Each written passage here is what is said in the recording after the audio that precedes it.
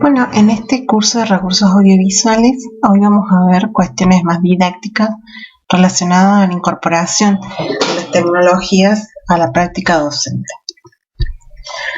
En primer lugar, no podemos ignorar el hecho de que, en cierto sentido, estas tecnologías de la información y la comunicación llegan a posibilitar el desarrollo de propuestas educativas innovadoras.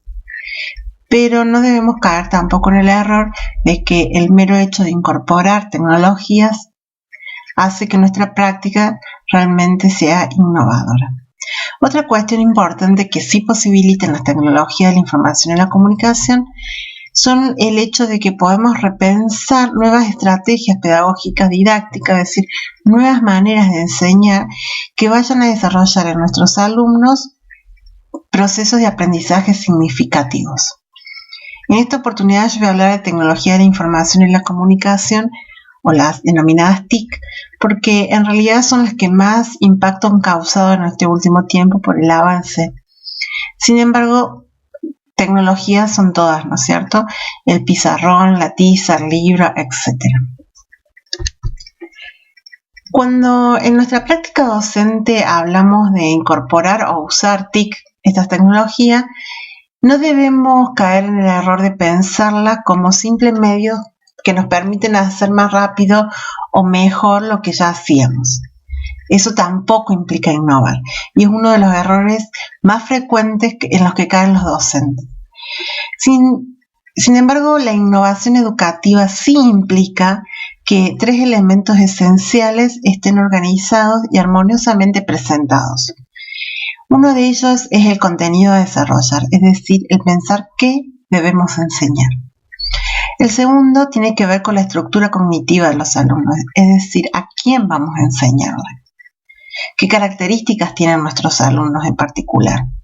Y el tercero, y no muy frecuente en tenerlo en cuenta, es el contexto donde estas dos lógicas anteriores se entrecruzan, es decir, el lugar donde voy a enseñar.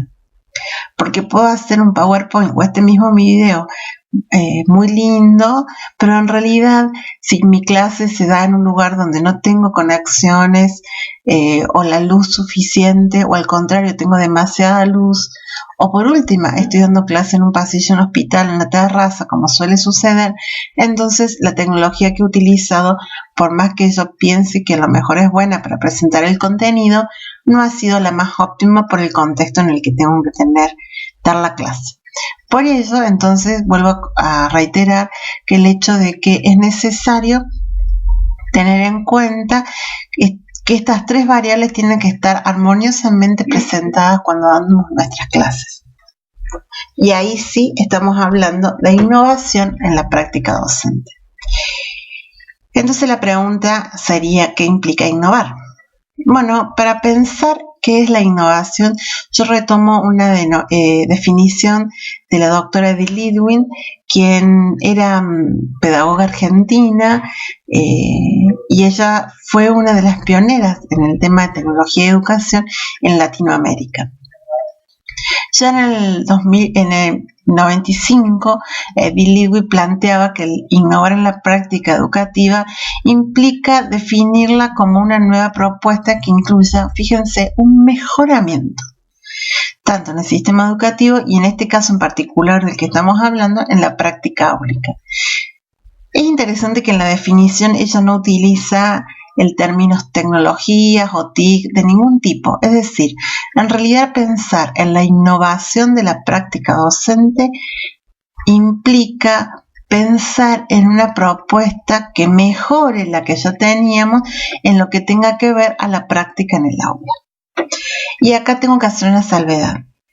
El aula a la que hace referencia Edith Lidwin no es solamente el aula de las cuatro paredes, es todo aquel lugar donde se desarrollan los procesos de enseñar y el de aprender.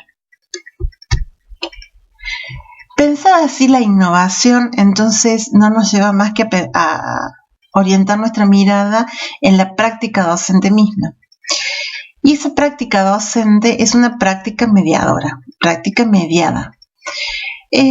Dos autores muy importantes como es Daniel Prieto Castillo y Fernando Gutiérrez, ellos comunicadores, van planteando y trabajan el concepto de mediación en la práctica docente. Lo trabajan porque conciben, y de hecho es así, que la enseñanza es una forma de comunicación que tiene particulares características. Es decir, que estamos hablando de una comunicación educativa. Entonces, en este proceso de comunicación educativa, cuando damos clase, se pone en marcha, como muestra la definición, la cuestión del tratamiento del contenido, es decir, todo lo que tenga que ver con la planificación en cuanto al contenido. ¿Qué contenido vamos a enseñar? ¿Cómo lo vamos a enseñar? ¿Cómo lo vamos a organizar? ¿De qué manera lo vamos a presentar? Luego, la definición habla de las formas de expresión de los diferentes temas que hacen al acto educativo.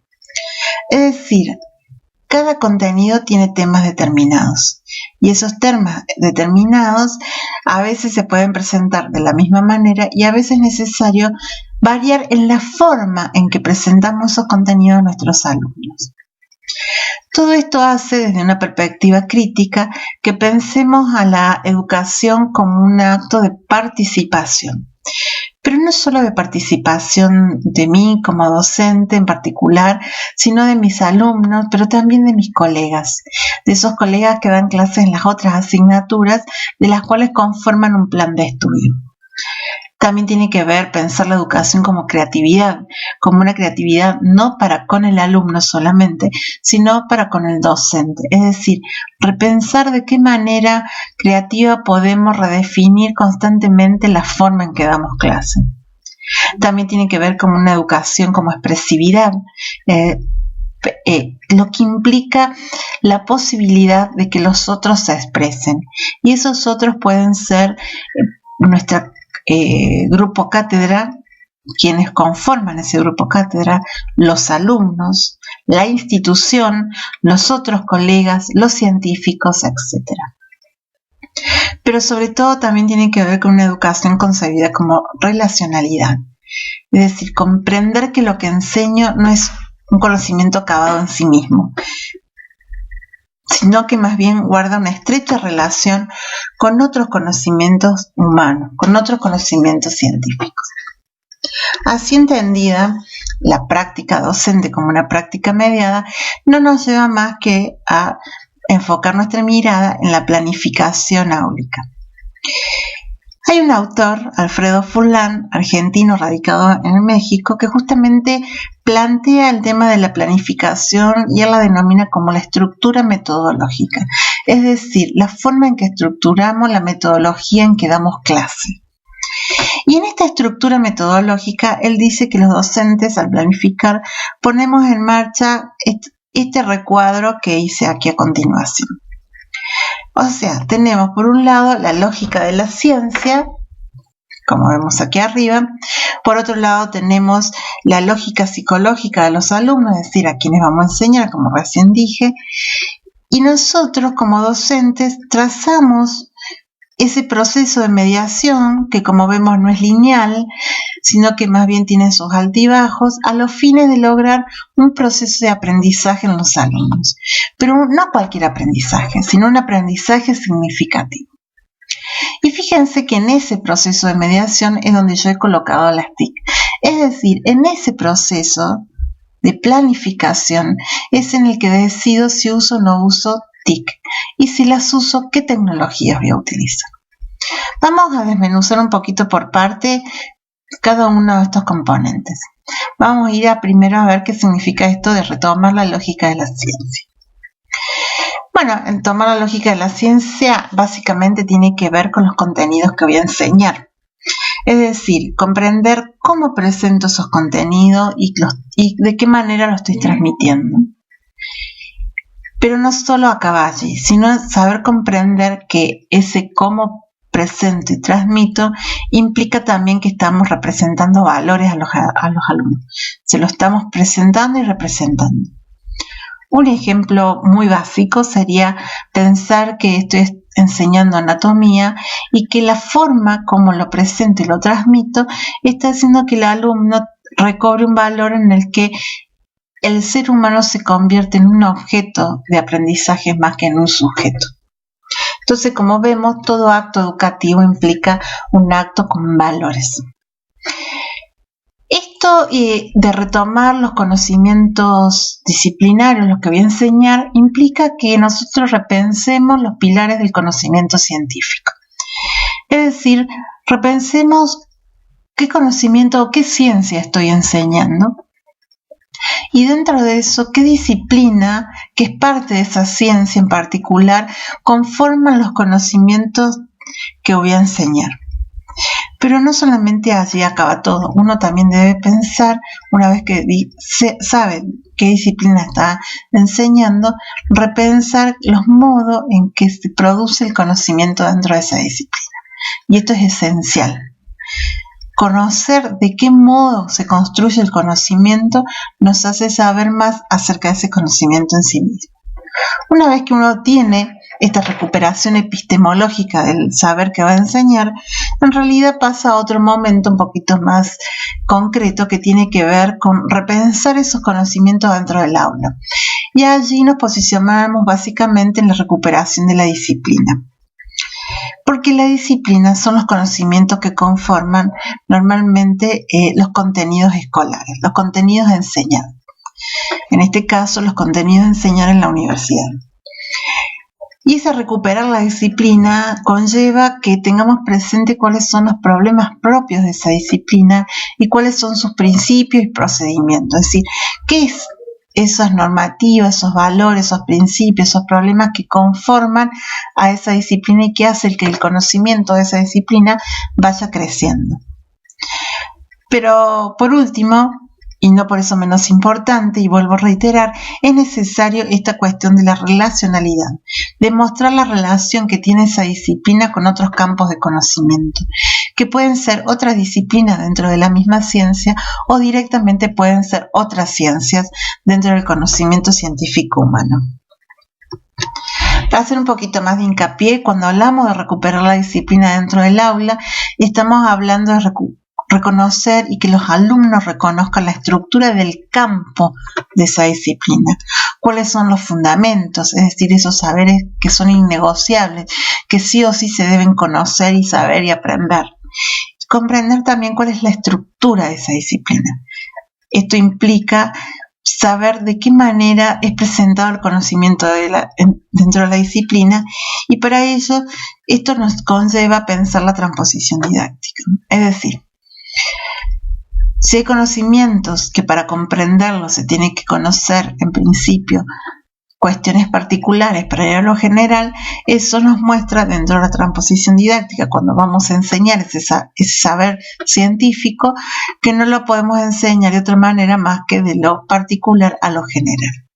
Pero a veces sucede que es bueno que los alumnos tengan una visión general, aunque sea superficial, de la realidad o del hecho que vamos a enseñar, para después ir parte por cada componente. Entonces ahí vemos cómo la estructura de esa disciplina también me condiciona en cuanto a la transposición didáctica, la forma en que yo voy a seleccionar y enseñar ese conocimiento.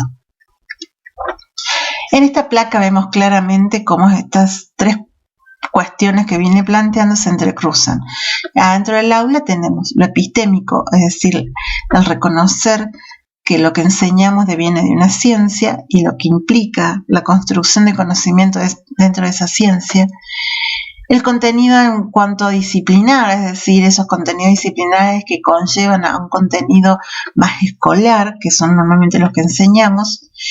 Y también saber cómo esos contenidos disciplinar que devienen de una ciencia se investigan, se resuelven los problemas dentro del campo del saber, se estructuran. Todos esos tres elementos, fíjense, se entrecruzan en un solo lugar, que es nuestra práctica áulica. Vuelvo a reiterar que el concepto de aula no es otro que todo aquel lugar donde realmente sucede un proceso de enseñar y se trata de generar un proceso de aprendizaje. Ya entendimos entonces qué es la lógica de la ciencia. Pasamos un poquito más a esto de la lógica psicológica de los alumnos. Y en este caso en particular vamos a hacer fundamental hincapié en lo que implica el aprender con las TIC.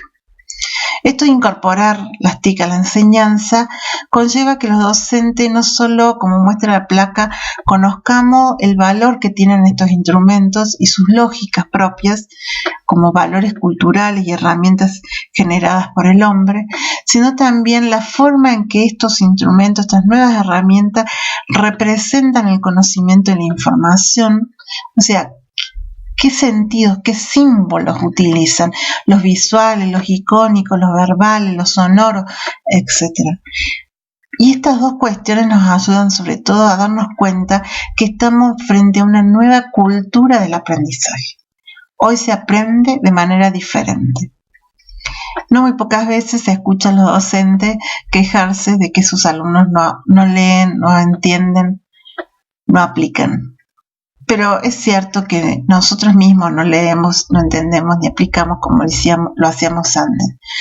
Que los alumnos no lo hagan como nosotros estábamos acostumbrados no significa que no lo hagan. Lo cual implica una negociación constante entre esta nueva cultura del aprendizaje y la lógica propia de cómo se aprende un saber científico. Y en la universidad esa negociación entra en tensión constantemente. Y es algo que no podemos ignorar como docentes. Ahora bien, si lo que nos buscamos es que los alumnos aprendan y que ese aprendizaje sea de calidad, en realidad una de las herramientas que desde la didáctica se aporta para generar esto es el desarrollo de lo que se denomina ambientes de aprendizaje significativo, como herramienta, digamos, esencial para el desarrollo de aprendizajes de calidad dentro de los alumnos, no un aprendizaje memorístico como el que suele suceder, que pasa que los alumnos adquieren. Entonces, ¿qué significa esto del ambiente de aprendizaje significativo? Bueno, la placa aquí justamente muestra que estamos hablando de un conjunto de elementos que favorecen las condiciones para que los alumnos logren actividades de comprensión. ¿Qué significa esto? Que a la hora de dar clase uno tiene que tener en cuenta diferentes variables que ayudan, variables y herramientas que ayudan y que favorecen que los alumnos lleguen a poner en marcha actividades que les permitan comprender y generar así y afianzar un aprendizaje significativo de los conocimientos. Y esto tiene que ver mucho con el concepto de comprensión, como muestra más abajo la placa, ¿no? Comprender significa pensar y actuar de una manera flexible. ¿Qué significa esto de la flexibilidad en el actuar y en el pensar? Significa que si yo aprendí algo en un determinado contexto, lo puedo poner en marcha en otro determinado contexto. Es decir, si yo aprendo un determinado procedimiento dentro del aula, con un efecto de simulación, puedo llegar a ponerlo en marcha fuera de esa aula en otro contexto que no sea una simulación. Ahí estamos hablando de actividades de comprensión, ¿sí? Y de un verdadero aprendizaje significativo. Entonces, estas herramientas y variables que me ayudan a generar un ambiente de aprendizaje significativo seguramente van a ir más allá de las paredes de un aula física. Un ejemplo es justamente esta aula virtual y este video, donde la idea es que vayan más allá de las paredes físicas para que ustedes logren poner en marcha actividades de comprensión. Entonces, de esta manera uno está viendo de que las TIC, estas nuevas herramientas, van a redefinir nuestra práctica docente, la tríada didáctica básica.